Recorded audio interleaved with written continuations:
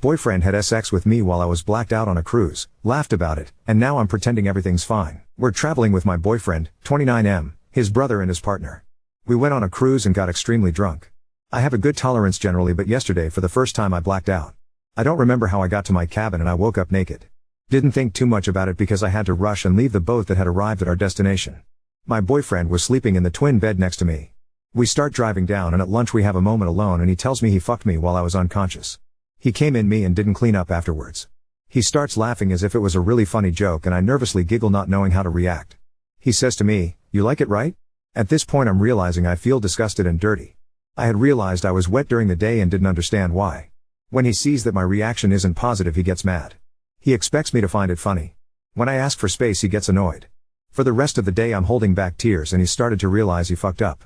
I'm still so hungover and the group situation means I'm putting up an act as if everything's okay. I don't know what to do. I feel stuck. I lost my credit card yesterday too. He has had sex with me before while I was sleeping. I have consented to this and also I can stop him if I want to if it happens. But this feels so different. I couldn't say no and I hate the fact that he came inside of me and didn't clean up.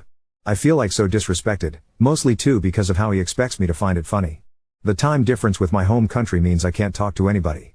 I'm at a loss on how to process this. Any advice is welcome. Thank you for reading. Edit, I just want to clear some things up. 1. I have an IUD so I'm not worried about that aspect. 2. When he initiates while I'm sleeping I always woke up and either continue or ask him to stop. 3. Besides being blacked out I was told I was found sleeping on the floor. They could not wake me up despite trying to. 4. My credit card appeared. It was in his jean pocket. I genuinely don't think he was hiding it from me, he simply forgot. I usually give him my valuables when we go out because he has better pockets. 5. I'm now at the grandmother's house. I feel safe. Haven't talked much yet. I will start looking for flights now with my card. Update 1. Firstly, I'd like to correct something that several people mentioned before. I was effectively passed out that night, confirmed by a third party, and him. I broke up with him. It was the final straw after what had been a deeply uncomfortable trip, not because of spending time with his family or the activities themselves, but because of him. Throughout the trip, his behavior made me feel increasingly uneasy. To give you a better sense of what happened, here's a breakdown of the incidents leading up to my decision, from the least to the most alarming. 1. Constant annoyance. He seemed to take genuine pleasure in irritating me. Despite my efforts to be a great guest, dressing nicely, engaging in conversations, making people laugh, and helping around the house, he would deliberately annoy me. For example, while I was talking about artists I admire, he kept interrupting me on purpose, throwing out wrong names just to get a reaction. I was sharing something meaningful, and he chose to mock it. Another time, during a crowded lunch, I was visibly anxious trying to seat his whole family. I told him I was feeling nervous, and he laughed, asking, "What, are you autistic?" 2. Drawing dicks on me. At a hotel with another couple, I was lying on the couch with my legs on him.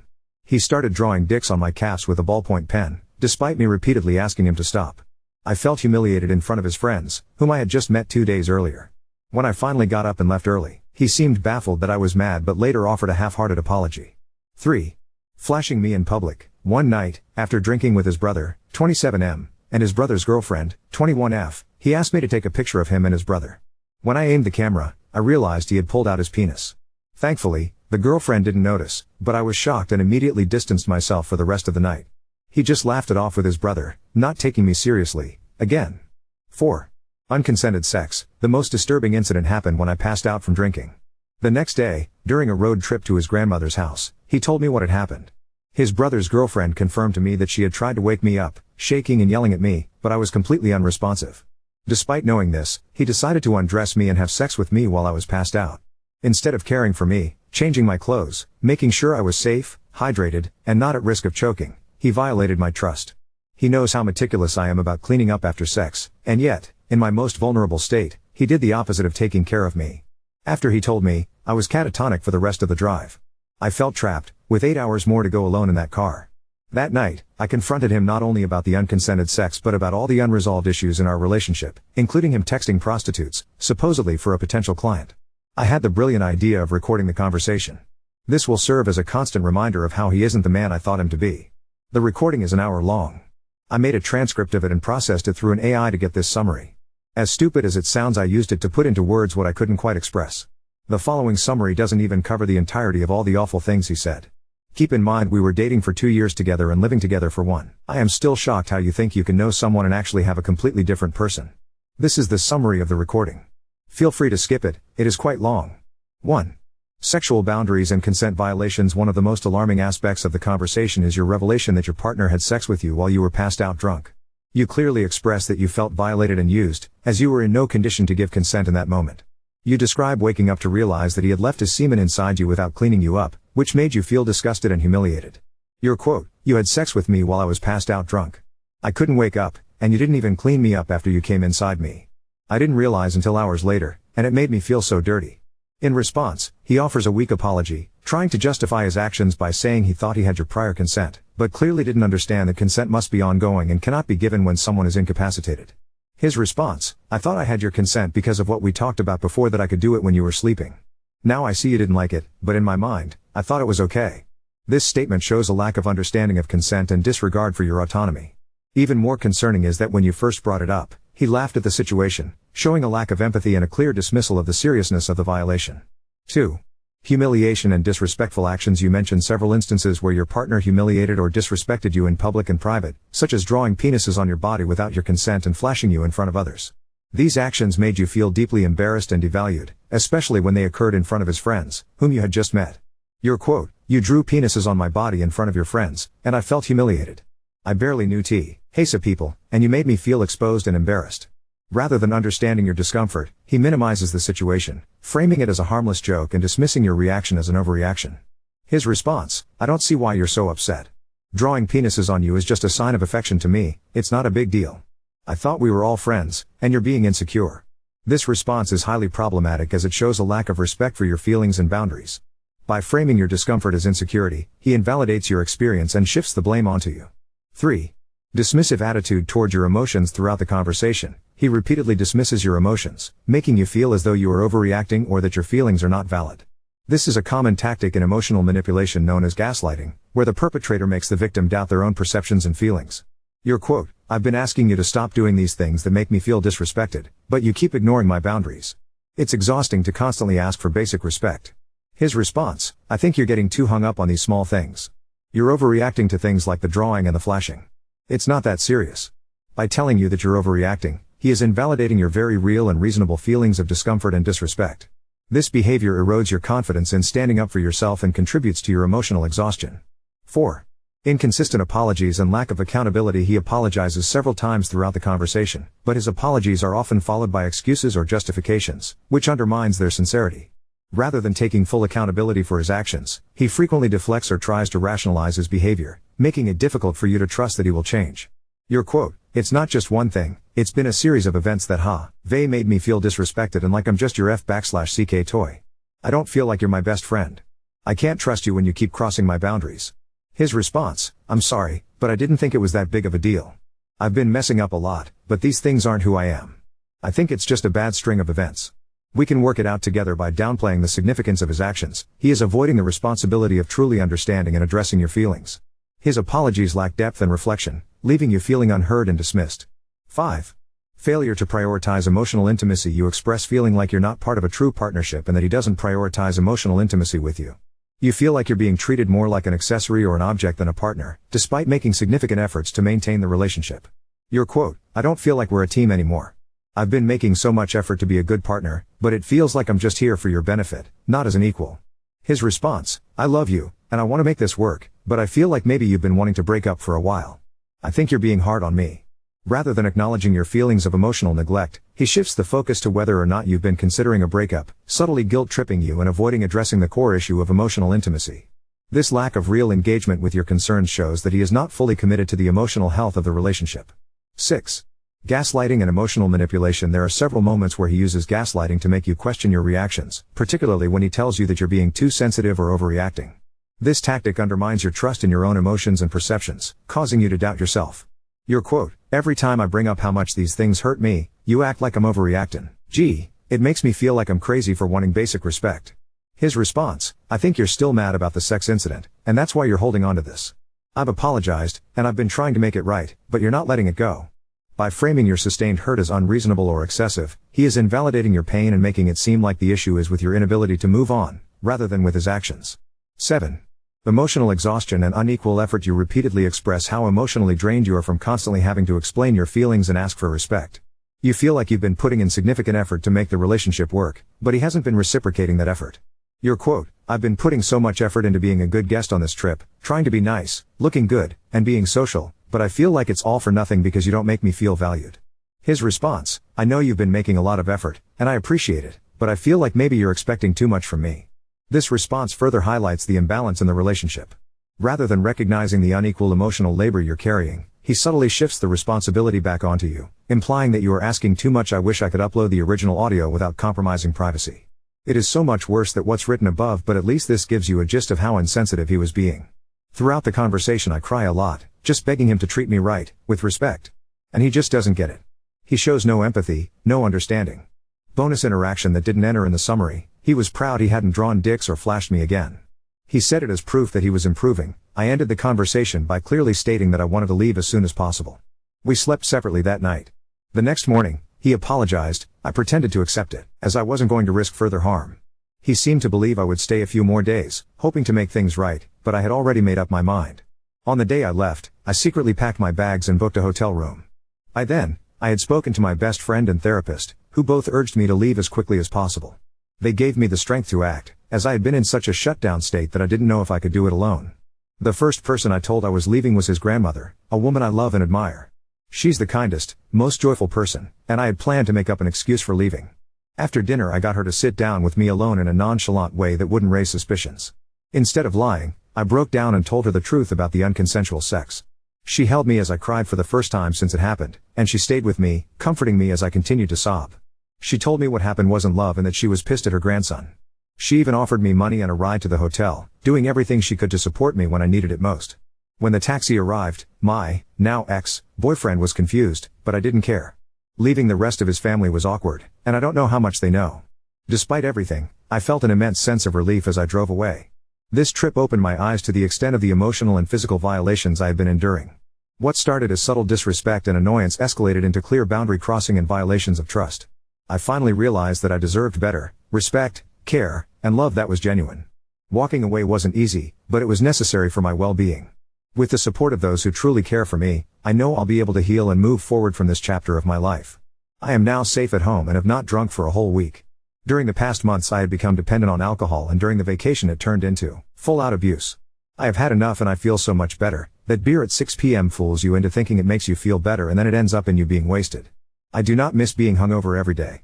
Slowly rebuilding my life and self-love, taking the time to process what happened with compassion, one day at a time. I started running, yoga and meditating. Very motivated to finish my degree and get a job I actually enjoy.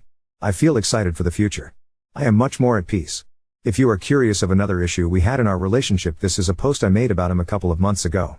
Again, you can see how he clearly disrespects my boundaries despite me being abundantly clear I was not okay with his relationship with my sister. I want to thank the people that responded to my original post, when I found out I was completely alone on an 8-hour car ride and due to the time difference I couldn't call home. You made me realize that I was not crazy, that my feelings were okay. I am so grateful for everybody that read and took time out of your day to answer. Lastly, I have also seen an uptick in posts with situations similar like mine. Women feeling disrespected by people that trust in sexual manners. I want you to know it is not okay. Consent is explicit and ongoing. Your partner's priority should be to make you always feel comfortable. If they do something they know is out of line, they do not love you, they love having you around. I am having a hard time accepting what happened. I feel lost, lonely, and confused. I am trying to reconcile these two images of the man who used to be my best friend. This trip was supposed to be a reward for both of us after a really challenging time where he did an amazing job of supporting me. He supposedly started therapy after I left the trip, but later I cut contact with him. He has texted me 2 times since. Once saying that he wished he could delete what happened, and another time saying he hoped I was okay. I was hoping to get more support back home, but unfortunately the subject is so hard/uncomfortable to talk about that everybody wants to tiptoe around it. He is still traveling and I have no idea when and if he will return. Despite ending on such a positive note, I sometimes feel I try to convince myself that what he did isn't that bad and that he is willing to change. I am so baffled by how someone I knew for 2 years could do such a 180 on me. Some of my friends say he was like this because we were in his home country and not back in my home country where we used to live together. Any advice on how to move on is welcome. Now on to second story. Sister tried to hijack our grandfather's house for 5 years despite declining the offer, and I had to confront our father. Back in June, my grandfather passed away. My grandmother passed away 4 years ago. On the day that my grandfather passed, my father called me, 44F, and offered me his home as my husband, 35M, and I are looking to move to where my immediate family lives. My husband and I discussed it and we accepted the offer. A few days after, my sister, 42F, called and asked if she and her husband could live in the house until we arrived. We were looking to move in about a year and a half, because they wanted to be able to live rent-free and save up for a down payment on a house. Since the house would be sitting empty until we arrived, I said of course they could. Fast forward to a couple weeks ago, my son, 2M, and I flew out to Texas for my grandfather's memorial, and while I was there, my sister was moving things into the empty home and starting to get things situated. I was mentioning what I wanted to do with it when we eventually moved in, and my sister looked kind of annoyed. I didn't really talk more about it after that. At one point, my father asked if they needed a couple months past when we arrived to get things finalized and moved out. Would we be okay with that? Again, I said I didn't mind. My husband and I owe WN a home, so we know the process can be lengthy and things can go sideways. Yesterday, my husband texted me and asked if everything was okay. I told him that while I was busy with work, all was fine. But why was he asking? He told me my sister started texting him. My sister said to him, "This is verbatim, I was just curious if you've been brought up to speed about the house out here? Hoi Poi Ping Fong knows that my grandparents and my dad offered it to us first and that we plan to live there for a while before we can save enough money to buy a place of our own. But while she was out here a couple of weeks ago, she really made it seem like she think you guys are moving right in. When my father offered the home to me, I was not made aware that the house was offered to her first. When my husband showed me the text, I called my dad and asked if that was true. He told me yes, but that my sister had softly declined. He said her words were, "I don't think we want to do that." So, it was offered to me. My husband then tells her that it's fine because we're a good 18 months from moving anyway. My sister then throws this fabulous curveball, "Yeah, but we're thinking around 5 years." Once my husband told me that part, I became livid. She knew we planned to move in January 2026. She only asked to stay in the home until we arrived, and Dad asked for a couple additional months after arrival, just in case, and now, she's just decided that they're staying for 5 years? Admittedly, I blew up at my sister and told her that she's got some big ass balls if she thinks she can attempt to paint this to my husband like I'm taking what's rightfully hers away from her. Bottom line, you said no and we said yes, and now you've decided you want it after all and that you're just going to take it for however long you want. I then told her that I will no longer be talking to her about this and she will not text my husband about this again. She went silent and I called my dad to fill him in and her new 5-year plan, and that because the home is in his name, we can communicate about the home through him, as I was not talking directly to her about this anymore. So, Ida for being mad and blowing up on my sister about going back on the original arrangement? And honestly, I'd like to know if anyone thinks that a soft decline is enough to come back and say, "We want it after all, so we're going to take it?" ETA 2, I spoke with my father this morning, who said he spoke with my sister. She denied saying it would be 5 years, but it would definitely be at least a couple years. I told my father we have it in a text message of her saying it would be 5 years. My husband sent the text conversation screenshot to my father after I relayed this to him. I made it clear that this is what she does and how she tries to twist things to her advantage. I also made it crystal clear that I feel that he needs to uphold that she declined when offered to her and we had said yes to the offer. I explained that in reality, if this was happening outside of a family arrangement, there's no way in hell anyone else would ever give her the house. Think rental agreement type of situation. I also made it clear that if he decided to let her do what she wanted instead of honoring the agreement she made with me, then we would never come to Texas for any reason. Dad was unhappy to hear that and didn't want this to tear the family apart. I told him that he needed to hold her accountable for her behavior. He said he understood and would be meeting with my sister and her husband in a week or so to discuss it in detail and may or may not need to call me to be involved in the discussion. So, that's it for right now. I won't have any further updates, I think, until that time. Thank you to everyone for your support and advice. I truly appreciate you all. To fill in some details, we wouldn't own it right away. Dad wants to make sure we'll be good at that location because Texas is big, me is rural and jobs aren't always nearby. If we decided to stay in the home, he would gift it to us. Before gifting, we'd be paying him rent and the amount of the property taxes only. I would be brokenhearted if Dad sided with my sister, but I don't believe it would be enough for a no-contact situation because my sister is very manipulative and I'm not there to defend myself against her bullshit. Her, however, I would 100% go no contact with. We'd go to Colorado instead. Smile update 1. The TLDR for my last post is that my grandfather passed, my father offered me his house, we said yes and set a date to move. My sister asked to stay in the house until we arrived, then decided to just tell us she and her husband were going to live there for 5 years because it was offered to her first, and despite saying no originally, she changed her mind. Here's the update. I spoke to my father yesterday afternoon. He decided to compromise and asked us to hold off on moving until January 2027. We had originally planned for January 2026, so my sister could have 2 years rather than just 1 year. While I am not happy with this decision, I'm not so stubborn as to dig my heels in. I'm always open to compromise. However, while my husband is okay with this decision, he won't be solidly behind it because he has asked my father for a written agreement between the 3 parties, us, my dad, and my sister and her husband. It must be notarized as well. No response from my dad yet about the agreement in writing. We're feeling like he will not agree to that, and that is where we will draw the line in the sand. If he declines this request, then not only will be going with our plan B, we will be going NC with my dad and sister and her husband. So, that's the update for now. Thank you to everyone who had a lot of support and kindness in my original post. All of it gave me a lot to think about. ETA, you up.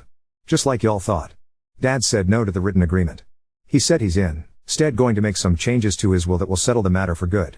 That said, I asked for more info and said he will share with me, my two sisters, and our husbands once the changes are made. Honestly, yes, I think that's exactly what she would do. I plan to stick to my guns on this though. 100% otherwise, they can say goodbye to me, my husband, and our son forever. I'm absolutely done with being screwed over.